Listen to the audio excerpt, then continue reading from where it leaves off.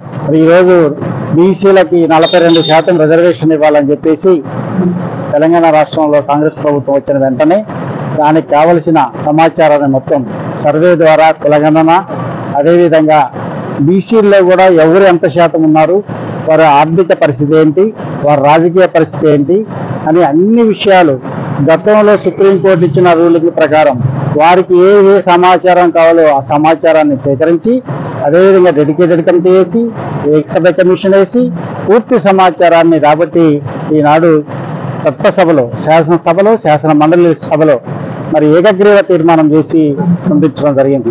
వారు గవర్నర్ దగ్గర నుంచి ఆర్డినెన్స్ మరి రాష్ట్రపతి పంపించి పక్కన పెట్టిన బీజేపీ ప్రభుత్వం వారికి ఇష్టం లేని పని కాబట్టి, వారు దీనికి వ్యతిరేకం కాబట్టి బీజేపీ పూర్తిగా దీన్ని పక్కన పెట్టడం జరిగింది. అయినప్పటికీ కూడా స్థానిక సంస్థల ఎన్నికల్లో మరి ఖచ్చితంగా ఎన్నికలు జరపాల్సిన అవసరం ఉంది కాబట్టి మరి 42% రిజర్వేషన్ ఇస్తూ స్థానికంగా ఒక జీవో ఇవ్వటం, ఆ జీవో ప్రకారం ఎన్నికల నోటిఫికేషన్ ఇవ్వటం, ఎన్నికల ప్రక్రియ అయిన తర్వాత ఎవరో కొంతమంది కోర్టుకు పోయారని చెప్పేసి బీసీ సంఘాలు కానీ ప్రభుత్వ వాదన కానీ పూర్తిగా వినకుండానే హైకోర్టు స్టే ఆపడం జరిగింది. అయినప్పటికీ సుప్రీంకోర్టులోనైనా తెలుసుకున్నామని చెప్పి సుప్రీంకోర్టుకు పోయి అక్కడ కూడా ప్రయత్నం చేసినప్పటికీ వారు కూడా దాన్ని నిరాకరించి మరి నాడు మరి ఏదైతే బీసీలు వారికి న్యాయమైన కోరుకుందో ఆ న్యాయబద్ధమైన అంశాన్ని కూడా కేంద్రంలో ఉన్న బీజేపీ ప్రభుత్వం తొక్కిపట్టడాన్ని కాంగ్రెస్ పార్టీ ఖండిస్తూ ఉంది.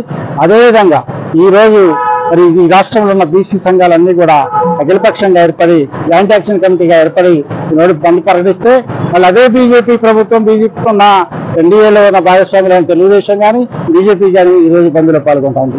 ఇలాంటి ద్వంద్వ వైఖరితో ఉన్న బీజేపీని ఎండగట్టాలని చెప్పేసి కూడా మేము ప్రజలను కోరుతా ఉన్నాం. ఇక్కడ ఒక మాట చెప్తా ఉన్నారు, శాసనసభలో మరి మద్దతు ఇస్తారు, పార్లమెంటులో కానీ కేంద్ర ప్రభుత్వం దగ్గర కానీ ఇలాంటి చొరవ చెప్పకుండా ఈ దీంట్లో భాగస్వాములైన వారు ఎవరైతే ఉన్నారో కిషన్ రెడ్డి కానీ బండి సంజయ్ కానీ మరి వాళ్ళ కేంద్ర ప్రభుత్వాన్ని ఒప్పించి చెప్పించాల్సిన బాధ్యత ఈ రోజైనా తీసుకోండి. ఇప్పటికైనా కనువిప్పు కలగాలి మీకు.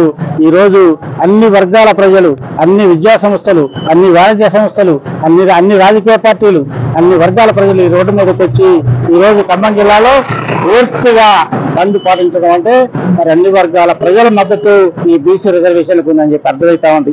ఇలాంటి పరిస్థితుల్లో తప్పకుండా ఇప్పటికైనా బీజేపీ ప్రభుత్వం 42% రిజర్వేషన్ ఇవ్వాలని చెప్పి డిమాండ్ చేస్తా ఉన్నాం.